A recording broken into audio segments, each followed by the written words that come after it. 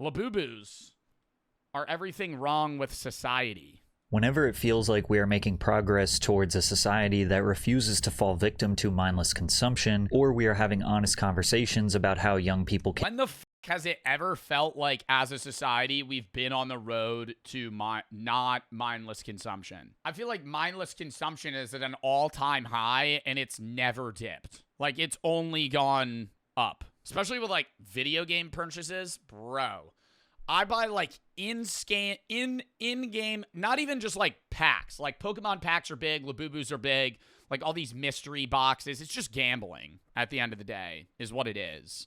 But, like, outside of that, just, like, base purchases in video games, bro. You ever buy $20 skin in Fortnite, Marvel Rivals, any of that shit?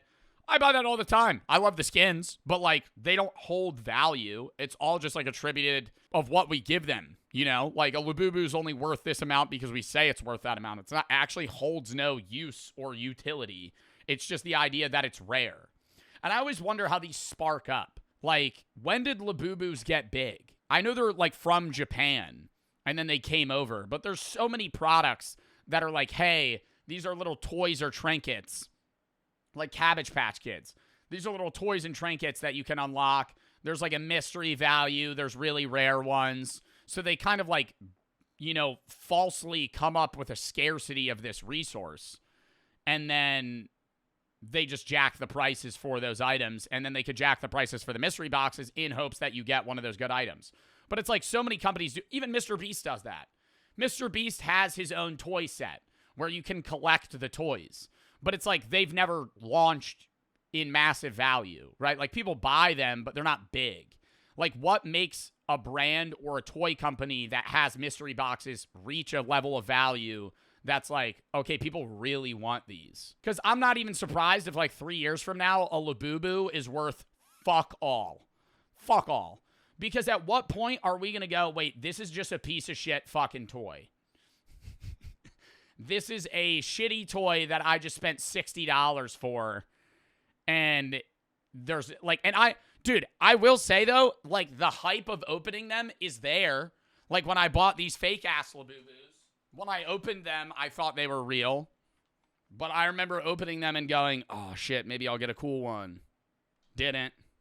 Got the base ass ones, blue and pink. Houses or have families, something like Labubu comes around and destroys all faith in humanity. Now, there's nothing wrong with having a collection: music, trading cards, comic books, coins, seashells, whatever brings you joy, especially if you are a child. But something about Labubu feels off. It feels less like a genuine— because kids don't buy Labubus. It's millennials and Gen Zers. It's like older Gen Z millennial people. Like what? There's no like 8-year-old that's like, I really want a Labubu.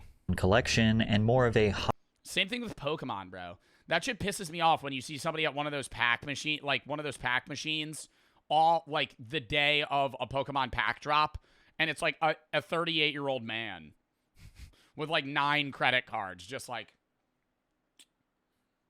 and he's going to resell them on StockX. Hollow trophy that people convince themselves they need because someone with millions of followers attached it to their purse. It's the illusion of status packaged into an evil-looking doll that proves how— my sisters 9 and 5 have Labubus. Bro, you know what? When we were kids, bro, we had this shit. But it wasn't like a waste. Maybe not in the mystery box sense, but we had Beyblades. Bakugan. You remember that shit? Those were, you had different rarities. I'd be like, look at this fucking badass one I have. But it was worthless. It was a piece of shit. It was $15. Maybe there are Beyblades that are pretty fucking expensive. But like the ones you had when you were a kid, you're like, this one's really cool. It's my tank. It was worth $10. It's a piece of fucking plastic. It's rare for you, and it's like good that's like, hey, it's rare for kids, blah, blah, blah.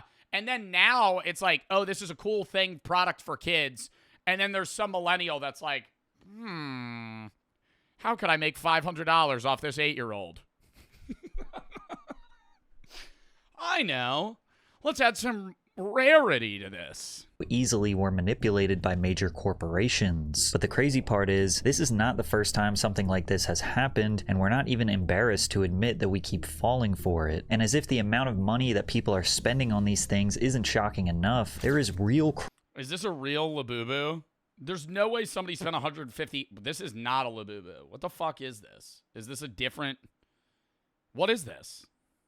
Why does it look like that? On these things isn't shocking enough. There is real crime and violence breaking out because of these dolls. There's violence because of a Labubu. This year's Stanley Cups. I forgot about that shit. When people would go to Target, freak out about a Stanley Cup. Easiest way to go rich. Create some fucking shit that keeps stuff cold. Or warm. Either. Create a mug. Add some hype to it. Pay TikTok influencers to promo it and be like, I have my new blank and blank mug available today at Target. And then it'll, like, pop off. I think that is so... If you get, like, fucking top 10 TikTokers of, like, fashion trends and, like, people that kind of, like, start movements to just fucking promo your shit, it just blows up. Like, there's no way that I feel like it can't fail. And once you see just how far people are willing to go for Labubu, you'll understand. Oh my god, that guy has truckloads of them. Police recovered $30,000 worth of Labubu dolls. Why this isn't just a dumb toy, it's a symptom of something much worse. Before Labubus became the world's latest big-time collectible, what was like the earliest collectible? Sports cards? I know like there's Beanie Babies, there were Cabbage Patch Kids were big or are big. Coins and yeah, but coins also have value. I feel like it was coins, rocks.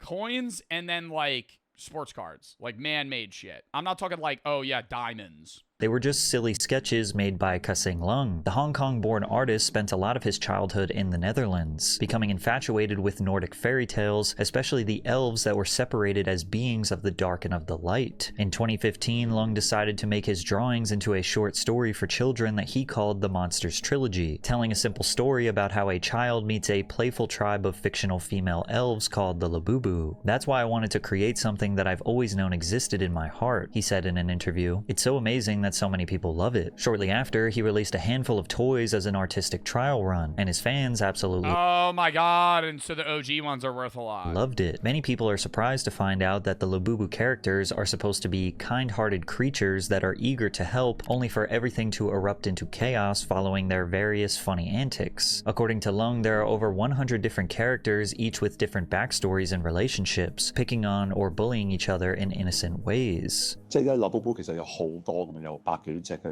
there's a whole show about Labubus? Should we watch the Labubu show? There's a character to be bullied by the Labubu every day.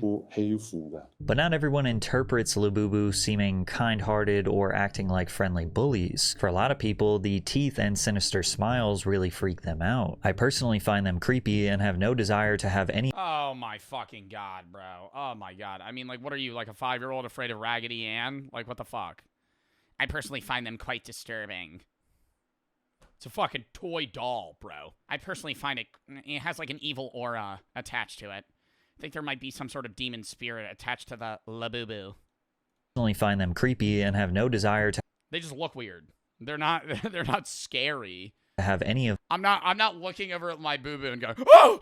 them for myself, family, or in my home. I don't It's because mine are fake. If I had a real one, then I'd be scared of it. understand why everyone else thinks it's cute when it's obviously creepy. However, Labubu did create a cult following, which caught the attention of a Beijing-based company called PopMart, a company known for blind box packaging. PopMart and Labubu developed a licensing deal in 2019, and it changed the company forever. Shortly after their partnership was established, 55,000 boxes of the Labubu miniseries were sold out in 9 seconds on PopMart's online. But what do you do with the fucking Labubu? Just let it sit there, bro?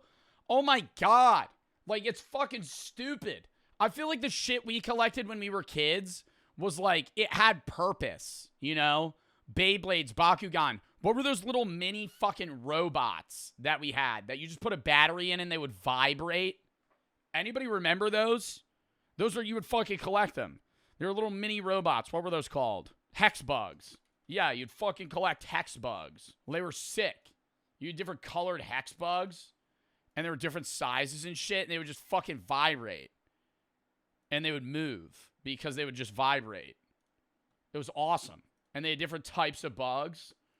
Like, yeah, they were collectibles. Some of them are worth like $40, $50. But it was like they did something. It's a gadget or a gizmo. Labubus are just dolls. And I know dolls exist everywhere, but it's like dolls when we were kids were just like, hey, these are like play toys that you buy. It's not like a mystery pack. Shop. You And just buy it. that was over 6 years ago. So the hype surrounding these toys is not new, it's just new to America. And while the company does have some offerings where you can actually choose which one you're going to purchase, it primarily sells blind box figurines now, making up more than 70% of their business. Blind boxes have been around for over 40 years in East Asia. It's just that recently they've become America's largest obsession when it comes to collectible toys. Because it's gambling. It's gambling. I don't give a fuck about Labubus at all. But when I walk past them and I see mystery box and I read the like, oh, there's like a 1 in 30 chance I rip a rare, I go, oh, that's enticing. That makes me want to gamble. I really would love to do that. Concept is incredibly simple for businesses to get the consumer excited. On the external packaging, the customer can see a few different Labubus they might get. Maybe you will get the pink one. Maybe you will get the green one. It even tells you the... You're never getting the fucking secret one. You're never getting the fucking secret one. You're always getting... Oh, lychee berry again. Ah, shit. I got green grape for the fucking 30th time. Odds of getting them, 1 in 6. But the key is putting the secret one there. It is grayed out, so it is a total 1 in 12 or 1 in 72? mystery. The secret one has... It's a big difference. Okay, it's 1 in 72. A 1 in 72 chance of being in your purchase. And this could be one of the main reasons that is causing younger generations to... I remember I used to watch CSGO case openings when I was a kid. And there's this one guy that would, like... I genuinely think he was a small YouTuber, and I think he had a crippling gambling addiction. He would spend so much money on CSGO cases, and I would just watch. He would be like, there's a 1 in 300 chance I get this knife. So we bought 300 cases. And in my head, it was sound logic. It wasn't Oni Pixel. I remember this guy's intro. It would be during Christmas, and it would go, gay Ben, gay Ben, gay Ben, gay Ben, gay Ben, gay Ben, gay Ben. I don't know his name, but it was like, that was his fucking, not Gay Ben. His name is Gaben, like the guy that made CS, right? But it would be like, gay Ben, and it would say it like that. It was just because it was supposed to be like a Christmas song. Anyways, say there was like a 1 in 300 chance. I'm just like spitballing here. I would watch this guy open CS cases, and he would buy 300 of them, and I would go, oh my God, he's guaranteed to get one.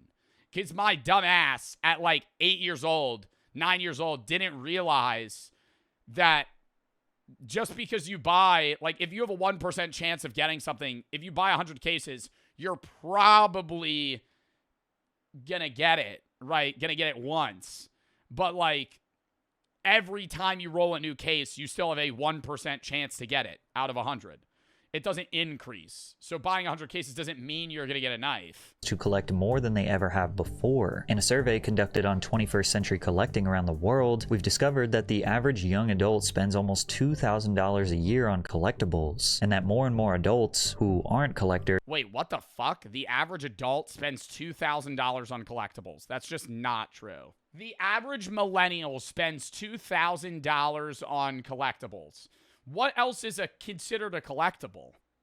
No, what the fuck? Who the fuck spends $2,000 on collectibles? What counts as a collectible? Manga? I wouldn't say that counts as a collectible. Like Funko Pops, Pokemon, maybe shoes? On collectibles, and that more and more adults who aren't collectors are now considering joining in on the... 14% of adults are considering collecting. What are they going on a street and being in an interview? Have you ever considered buying Funko Pops? I don't know. It's been a heavy debate I have night to night. I don't really know if I want to get into the business, but I've been thinking about it. These trends, as 90% of dildos? You think people are collecting rare dildos? Collectors have reported that they participate in activities revolving around these collections. People have unpacking events, forums where they share their collections, and sometimes base their entire personality around something like Labubu because it's a way to connect with the outside world. Popmart even opened their first Nobody fucking bases their entire personality.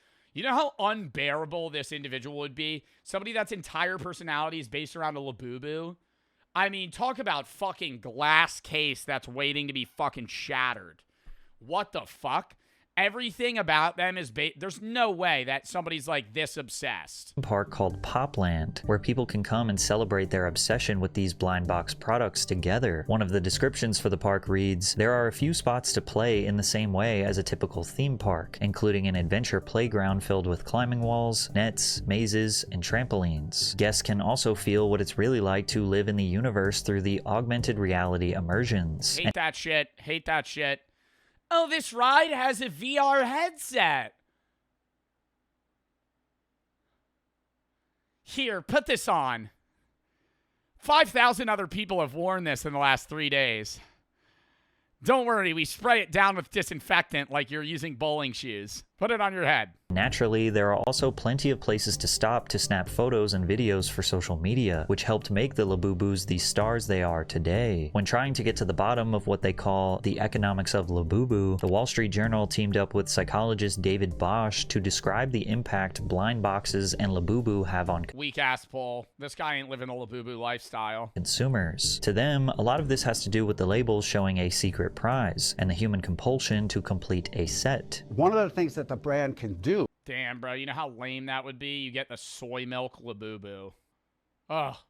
One of the things that the brand can do to keep engagement, to encourage consumers to get a little more excitement out of it, is to label the box. That specific range also creates. I think I want to create a Labubu dupe where there's only 3 items that you could possibly get.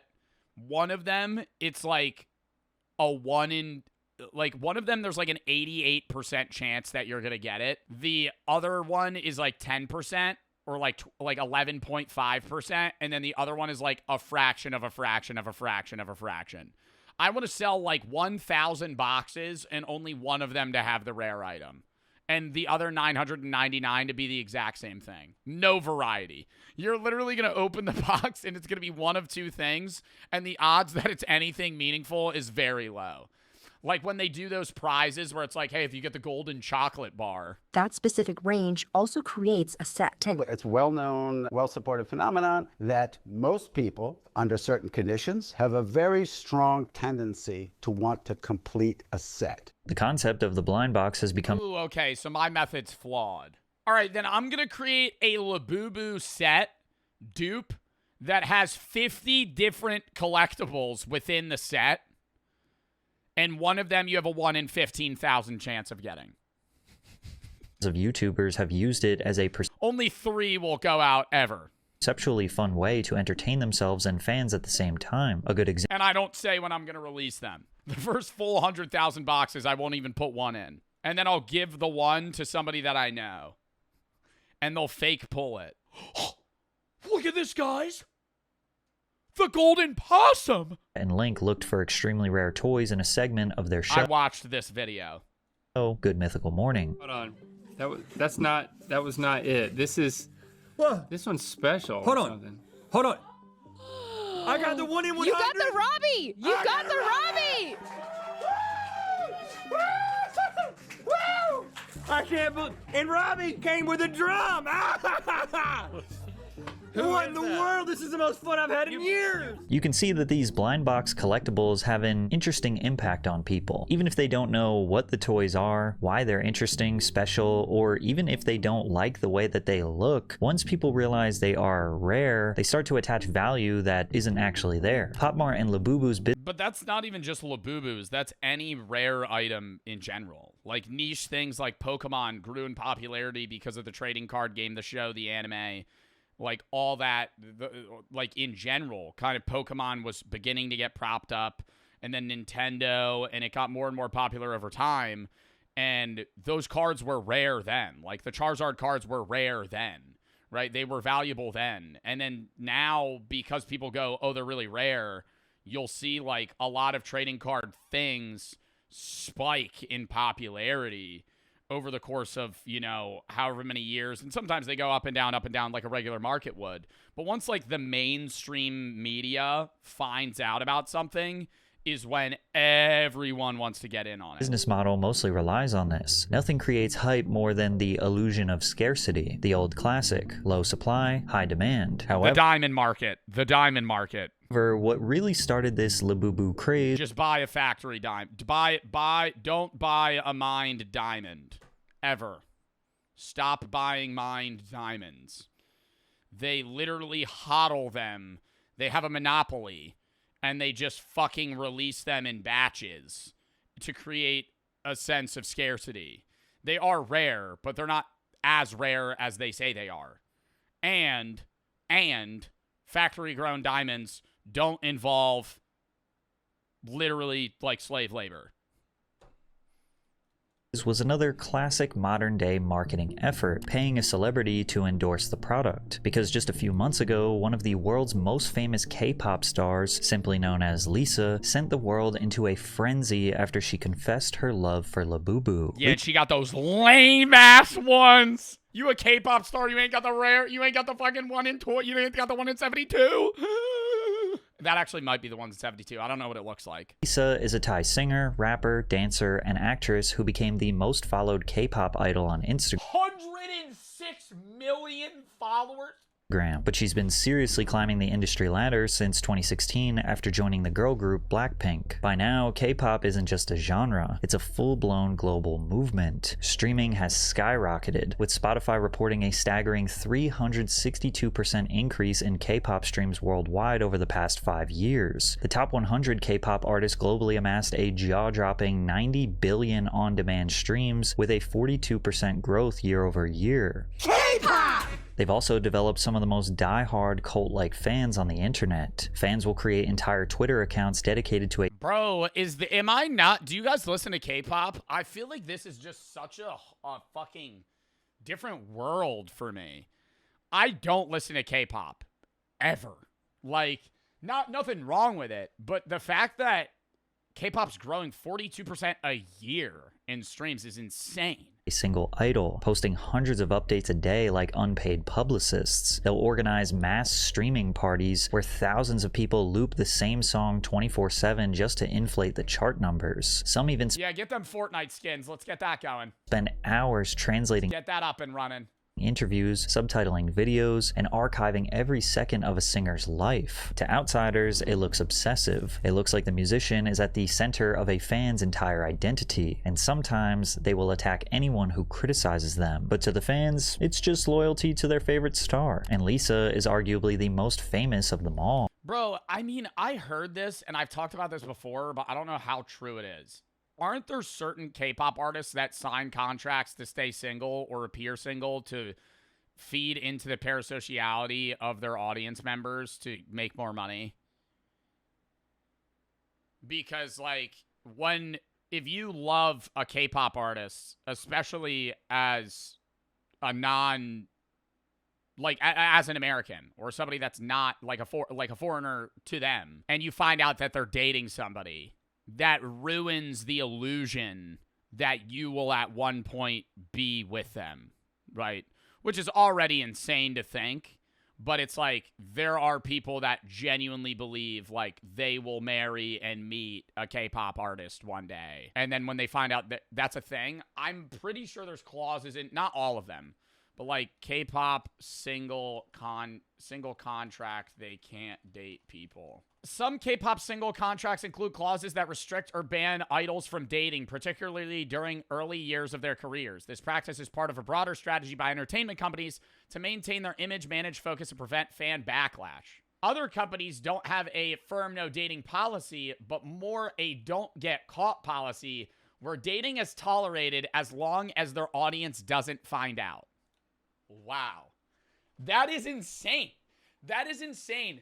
For people that are like literally basically signing a contract that's saying like, hey, you can like date and flirt with people, but if your audience finds out, that's going to be bad monetarily.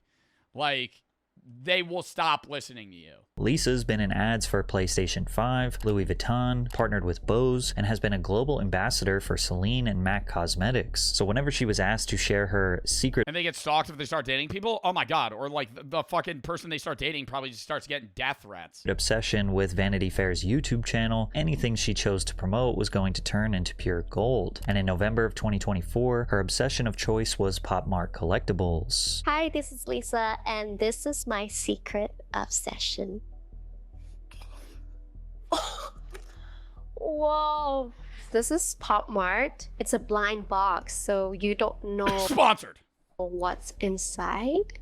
No chance. No chance. No chance this is not sponsored. Bro, she can make so much money from just fucking doing an under-the-table Pop Mart sponsor. One by one, Lisa unwrapped her blind boxes, getting more and more excited with every new figurine. But what got everyone's attention were the large Labubu she held in each arm. She described the impact Pop Mart had on her friend and how she couldn't stop herself from buying to unlock new characters. We call her Labubu. Okay? Oh my god, this is so heavy. Ah. One has a tail, one doesn't. So this, Simomo, and this is Labubu. Yes. I just got into Pop Mart like early this year, and I learned about this from one of my close friends in Thailand. And when I went to Thailand, she was like, "Oh, let's go to Pop Mart," and I was like, "What is Pop Mart?" Like, what? It's just like, oh, it's like, you know, it's just sell toys and stuff. Like, Okay, this does seem more real. I don't know if this is sponsored. What the fuck is this one box that's brown with Sharpie on it? All these have, like, incredible packaging. Yo, hey, we do have a bargain deal at Pop Mart. If you don't want to spend $80 on a box, you could get the other one. Hirono, is it worth a lot?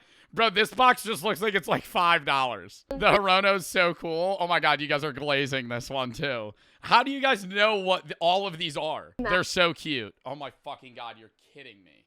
Bro, so cute. What the fuck are you talking about? Bro looks like he shit his pants. What is coming out of his toes? What the fuck?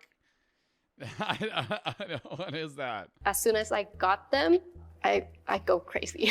It's like, I spend all of my money. What's really sad is that And then what, though? You fucking get it, and then what, you're gonna resell it? people couldn't tell that this entire video is just one large paid advertisement. I fucking called it! I fucking called it! That's actually what, I don't know how this ad's working, but in the US, by the FTC, you have to legally disclose if something's an ad. So that's why when I promote stuff, I have to go, thank you for sponsoring. This is partnered by #ad, right? Because you can't mislead your audience into thinking that you organically like something that you're getting paid to like. So that's why a lot of the time when I do shout shit, I go not sponsored, right? Because I want you to know that I'm not getting paid to say this, right? But there are companies that under the table have some sketchy contracts that they sign with influencers where they try to get them to sponsor things under the table and organically bring it up as if they care. And I always wonder how that slides through the cracks because I'm like, these are big companies that come to people, which will remain unnamed because they'll sue me. But it worked. Which shall remain unnamed. After the seal of approval from Lisa, Pop Mart's share price has grown by almost 600% in just 1 year. Somehow, this creepy-looking figurine with confusing appeal has managed to enter the hearts and minds of some of the richest celebrities all around the world. Korean artist V was seen walking around with Labubu in Seoul. Rapper Central C and Dua Lipa have been seen with theirs attached to bags. Kim Kardashian posted an entire collection of them on Instagram, and Madonna received a Labubu birthday cake that is quite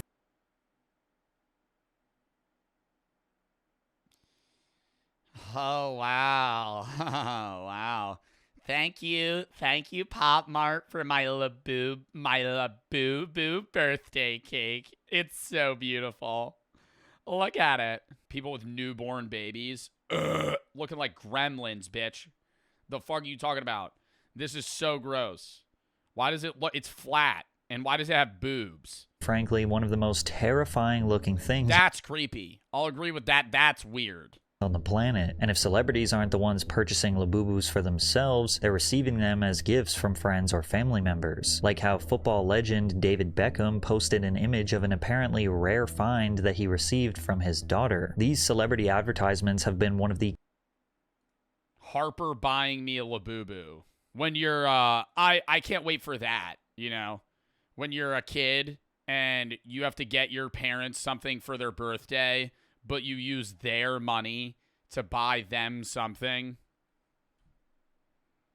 Or like your mom, like, bro, that's so stupid.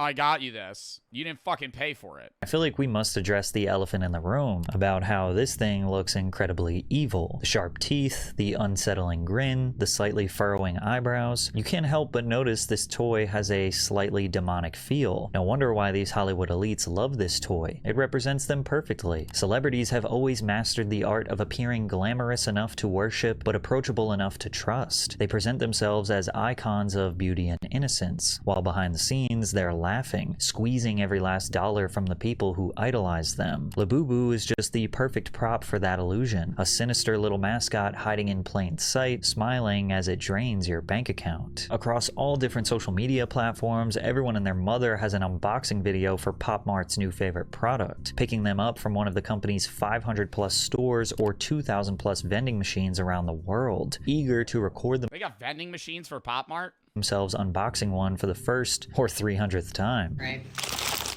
Here we go. Y'all ready for this? No. All right, let me act excited for a minute to reach the threshold to get money on TikTok. All right, guys, we have one more Labubu box. We've already opened 5 of them. Showcase her for 45 seconds. Open it. Act surprise for 15. Rip the minute. Used to have to do that when the minute creator fund came out. I have to make every rant a minute. Got to start rambling. It's him! He's gorgeous! Oh my god! Can you believe? The doll seemingly is no longer about what. How much is that worth? How much is the secret worth? A secret Labubu can be worth 150 to over 10K depending on the specific rarity, the series it's from, and current market trends. Bro, $150 is ass. You got to pay $60 for a box. But that's because of tariffs, right? It says $28 for a box retail. Even then, bro, $150? Why are we freaking out that much? I feel like I'd be tweaking if it was worth like $1,000. Whether you actually like 10K is a lot, but which one's worth 10 grand? the thing. It's about proving you belong to the exclusive club of people who have one. The doll itself is meaningless. Exclusive club for people that have one. Bitch, buy a gold chain. Bitch, buy a watch. $10,000 for a fuck-ass Labubu? Buy gold. Having one signals wealth and exclusivity, even if all they did was. Bro, what? I fucking hate that as a market trend. Signals wealth. Signals wealth. If I saw somebody walking around with a Labubu okay, you know what it is? It's because if you buy gold, that's not, like, if I buy this chain, that's like, yeah, that costs money, but it's like you're trying to keep that money, you know? You want that to go up in value because I could resell this chain for about what I bought it for. But if you have a Labubu, that shows you have fuck you money. If you have an expensive-ass Labubu, that shows that you don't care about money at all and you have enough to waste on stupid shit. Pay retail price for a hunk of vinyl. I am the owner of the famous 24 karat gold Labubu. And of course, now many buyers are trying to justify their purchase by saying it'll be worth more someday. They have no resale value? That's what I'm saying. Yeah, if you're saying it'll be worth more someday, no, it won't, because this is definitely a trend. It's different from like Beanie Babies or like Cabbage Patch Kids or Pokemon cards, because they're not going to maintain relevance because there's nothing that they're attributed to outside of the original writings and maybe cartoon or show, right? Which is going to fall out of popularity. And then on top of that, it's different when you like want to buy a Black Lotus Magic card, right? Magic the Gathering, or you want to buy a fucking rare Charizard card, or you want to buy something like that, because number one, those can be played in game, and they're very popular trading card games and are tied to something that are rare, right, or valuable in play time, and people enjoy the game. The Labubus just are Labubus, right? The people that are buying them don't care about what they're related to. It's just like, this is a rare item. And if you resell the Labubu, nobody wants to buy a $150 secret Labubu. They want to box one, because that's the hype. The hype is packing one. The hype isn't just owning it. But if history has taught us anything, it's that collectibles rarely pay off like people think they will. If you look back at your childhood... Bro, I've been high-key investing into those Mr. Beast pops, though. Those are going to be worth fucking a lot someday. Odds are you collected a little something. Maybe you did it because you loved it, or maybe you did it because everyone else was doing it. But ultimately, it didn't matter because it was just part of growing up. For me, it was Pokemon... But I get that. As fucked as that sounds... The Mr. Beast toys, bro, yeah, they're collectible, but they're like little cheapo toys, They're little fucking figures. They're little action figures. Like fucking $10. It's like, you're not buying those going, these are going to be worth a lot someday. You're buying $28 for a fucking stupid-ass plushie.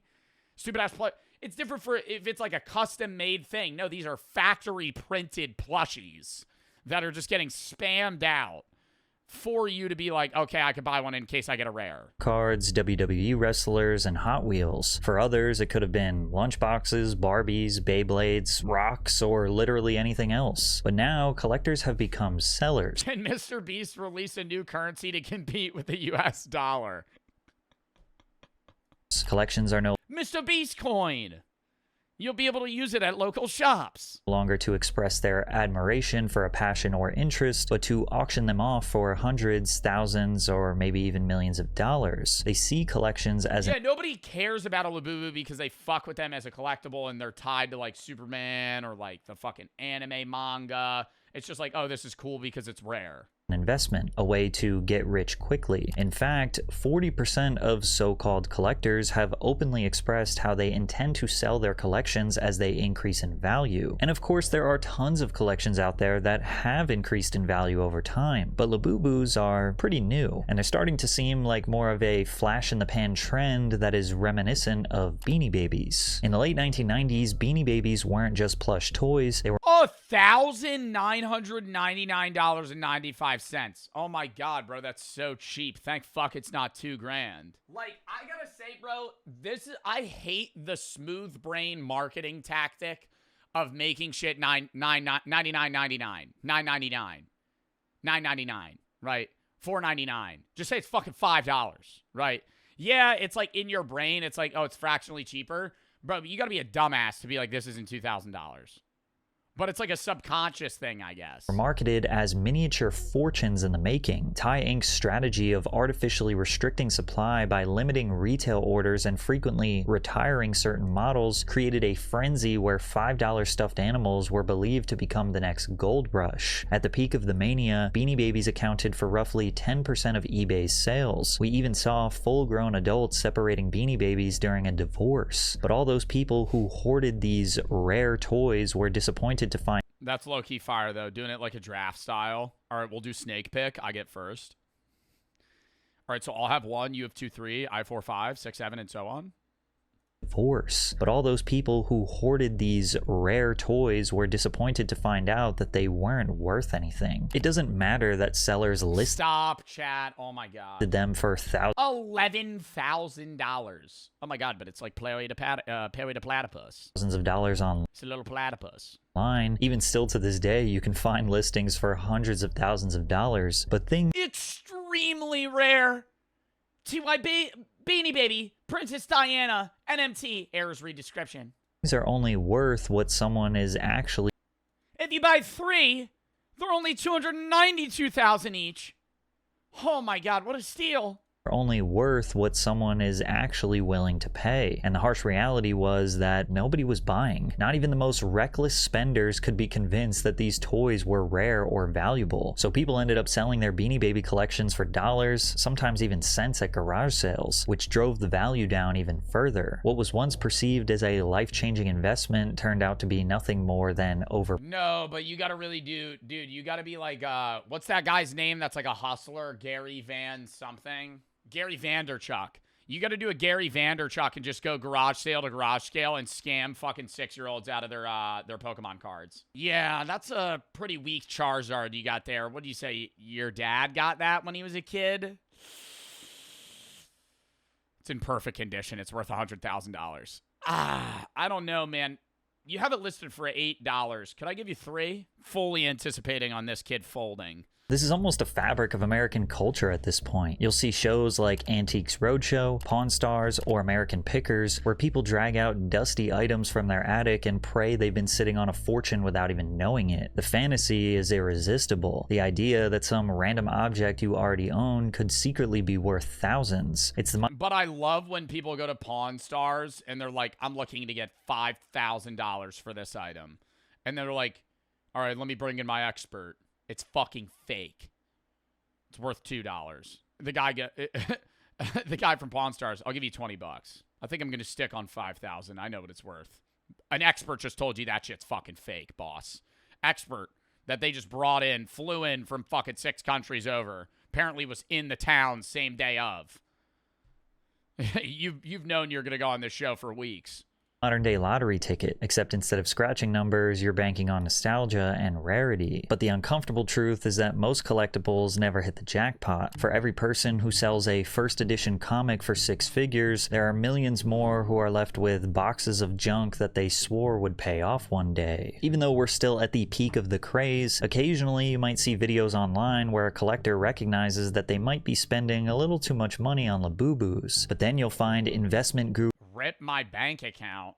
She just bought a $120 Labubu. But then you'll find investment gurus in denial justifying the purchases in the comments. They're actually worth more than $100. They're actually worth more than $120. They're going to be worth as much as Bitcoin one day. You just gotta hodl them. $20, so you got lucky. I hate to be that guy too. 1 in 72 is not that rare. That's why they're worth 1 in 20. That's why they're worth 120. They're never going to be worth more than that. 1 in 72 is not that rare. 1 in like 500 is rare. 1 in 1,000. That's like how you're going to get value out of that. Because then people are going to very minimally pull them. Scary part is, because of the Labubu popularity, we're no longer just talking about overpriced toys, we're talking about an obsession that's bleeding into real life in some very dark ways. Like how parents will give their own children a choice between hundreds of dollars or a Labubu blind box, only for the kid who receives the money to almost break down in tears, even though they end up buying a giant Labubu with the money they were given. Now, to give the kids the benefit of the doubt, they're kids. They don't know the value of money. Of course, they want a toy. However, there is no excuse for the full-grown men who will buy up as many Labubu products as they can in order to resell them to children and other collectors for— What do you mean he's on his hustle? He's on his hashtag grind set. For a much higher rate. He's got grit. I would just really want one day for like a guy that spends $5,000, pours all of his savings into fucking Pokemon packs so he could resell them to like 8-year-olds at, 200% up priced for have nobody buy them. Nobody buy them. And then he's just sitting on shit. Literally just like hoarding fucking worthless shit. When grown adults are exploiting children for profit, it's only a matter of time before the obsession spills into outright theft and violence. In Southern California, a small group of teenagers were suspected of breaking into a warehouse and stealing some inventory. When the Chino SoCal police received a warrant to raid the house the supposed thieves were staying at, they weren't looking for electronics or jewelry. They were searching for about 14 boxes of Labubu collectibles that the alleged thieves were intending on reselling on the black. Bro, this one's selling for $9,000. This can't be real. It just says or best offer. Like these aren't like this is some fuck ass. Oh, oh my god, it was sold. Oh my god. Oh my god, this was sold for $9 grand. A Vans Labubu. Like, who bought that? Child-sized Labubu sold at auction for $150,000 according okay, there is some value for these. to media reports, and limited edition monsters can retail for $150. But the criminality— Dude, it's like Bear Bricks, but I love Bear Bricks. I don't think they should be worth like thousands of dollars, But I think like a 3-foot tall bear brick is pretty fucking badass. Like different art styles. They'll have like Lego ones. Bear bricks? Yeah, dude, I love bear bricks. These? Where it's just like random art on like a little like teddy bear figure. You just like put it up. Bro, I think they're stupid, but it's like, I don't know. Some of them are pretty cool. They got like artists. Like they'll put like Leonardo da Vinci shit on it. Every Labubu should have exactly 9 teeth. No more, no less. Like this one, you can count. It has 10 teeth. Here are a few other ways we can 1, 2, 3, 4, 5, 6. Wait. 1, 2, 3, 4, 5, 6, 7, 8, 9. Chad, I think it's looking like it's real.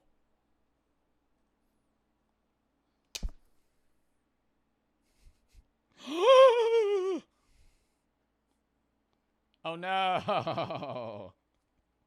Oh no, he's decapitated. Look, his fake ass feet. He's a fucking boof ass Labubu. But at a mall kiosk. tell. If you look at the original Labubu's complexion, she has kind of a peachy pink tone to her skin. Whereas if you look at the Lafufu, this one in particular has a paler complexion. Pop Mart told us you Yeah, I think I got sold a fucking Lafufu. can also identify a Labubu by their high quality finishes, such as the stitching and the paint job. One obvious way you can tell a Lafufu from a Labubu is the spelling on the tags. Labubu will say Pop Mart on the tag, whereas this specific Lafufu says poor mapped.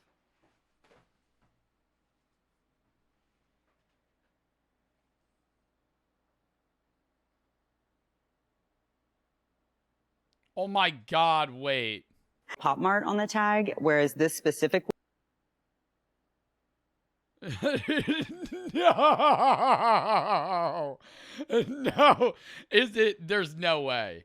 Bro, it's fucking low quality as shit. It's like chipping off. This is fake. There's no way I ripped the head off of a real one. Lafufu says poor mapped.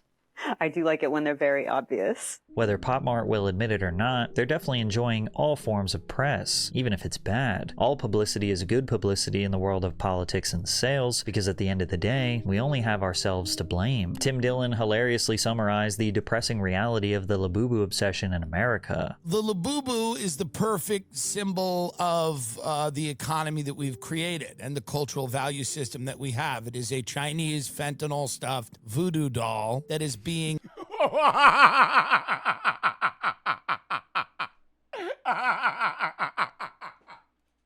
exported to America. Little things like the Labubu become an important status symbol for people who have given up on owning a home. It's a Chinese stuffed fentanyl doll. It's a... One minute, we're having honest conversations about how young people can't start a family, buy a 2-bedroom house, or even spend time with those that we care about. And in the next, we have hundreds of thousands of people going into debt to buy a trinket because their favorite celebrity said it was cool. But as I stare more at these evil-looking little things, I can't help but recognize that it's the perfect reflection of a system that thrives on manipulation, that manufactures scarcity, that entices children and adults to pour money into something that has absolutely no value. The doll looks demonic because in a way, it's a symbol of how dark consumer culture has become. And the scariest part isn't the doll itself, it's what it says about us. That our society has to be this desperate, this easily hypnotized for something so empty to become such a massive success. Yo, when I have a kid one day, I'm gonna buy him all the fake like products for all the toys he wants. So That'll be a rough day at school. That'll be a rough day at school. Dad, could I get a Labubu? Yeah, sure. I buy him a fake ass fucking Labubu. He's 6. He doesn't know, right? But one kid in his class knows. He fucking brings it to school. I got the rare Labubu. I'm buying the most rare one. Actually, no, it depends. If your kid's like 5 years old and Labubus are big and he wants one, buy him a fake one. Buy him the most rare fake one. Nobody will know. Nobody will know because they're fucking 5-year-olds. You know, they don't understand how that shit works. You know, once they're smart enough to understand what a fake is, different story. I got these cool ass shoes my dad got me. They're like $1,000. I bought them for $25 on eBay. Next video.